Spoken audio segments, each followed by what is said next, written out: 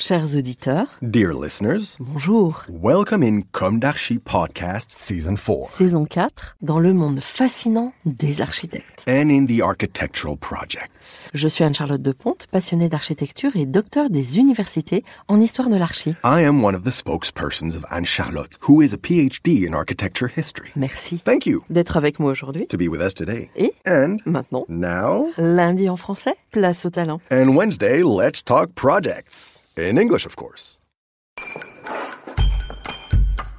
Bienvenue dans Comme d'Archi.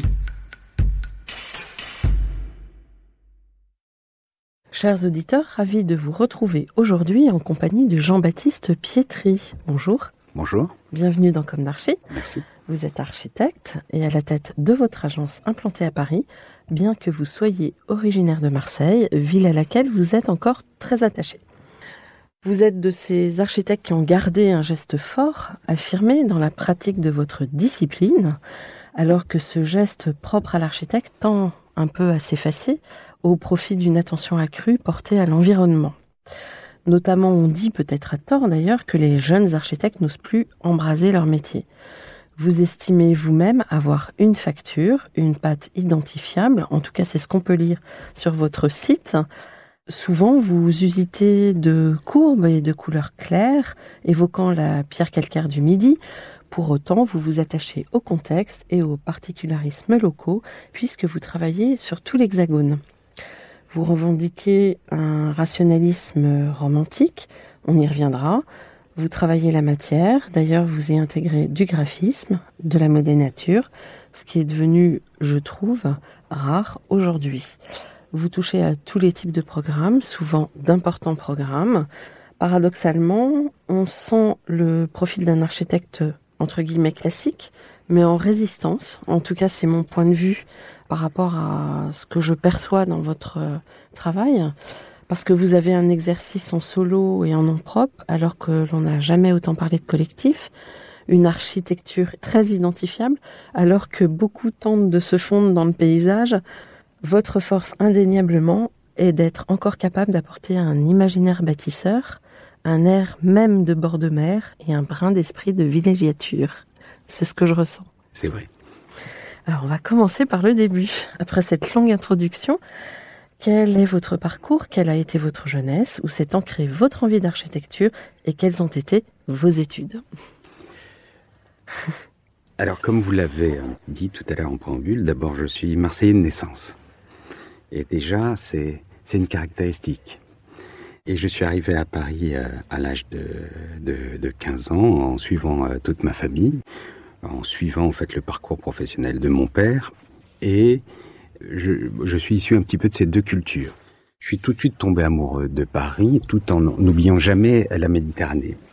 Et l'architecture n'était pas forcément très présente pour moi à Marseille. On n'en parlait pas beaucoup. C'était pas dans l'ère du temps à l'époque. On n'était pas encore à l'ère des grands concours. Je parle de ça dans les années 80-90. Mais moi, j'avais un père qui travaillait dans l'immobilier, dans les métiers de la ville. Pas du tout dans la promotion à l'époque. Mais au travers de lui, je suivais ses aventures parce qu'il était extrêmement entreprenant. Et donc, ça m'a forcément influencé.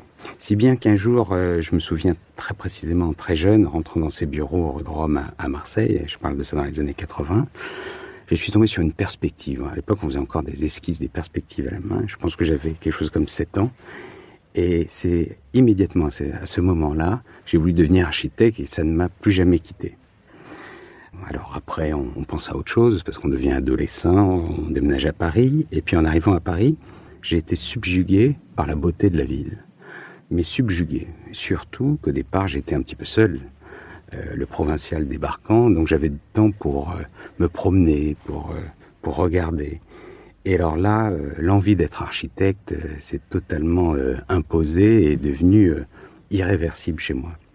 À l'adolescence, donc. Vers un tout petit peu plus tard, vers 15 ans, 16 ans.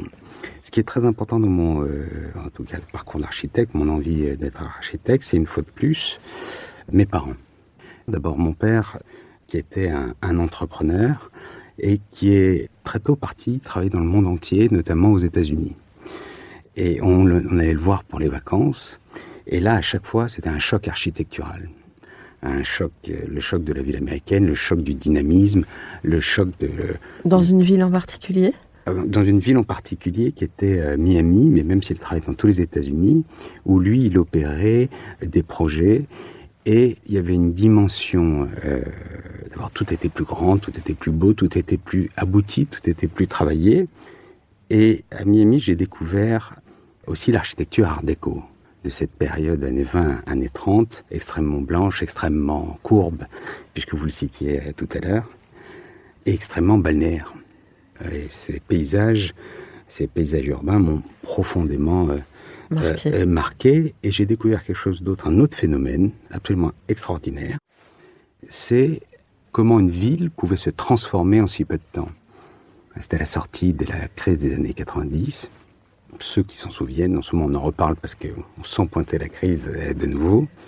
Certains morceaux de ville, notamment aux États-Unis, étaient totalement paupérisés, dangereux. Et par l'effet de l'action urbanistique, architecturale, entrepreneuriale, en quelques années, en quelques mois, des quartiers renaissaient, se redéveloppaient à une vitesse absolument incroyable. Je parle à New York Soho, on peut parler de Miami Beach. Et ça m'a profondément impressionné de voir comment une ville pouvait...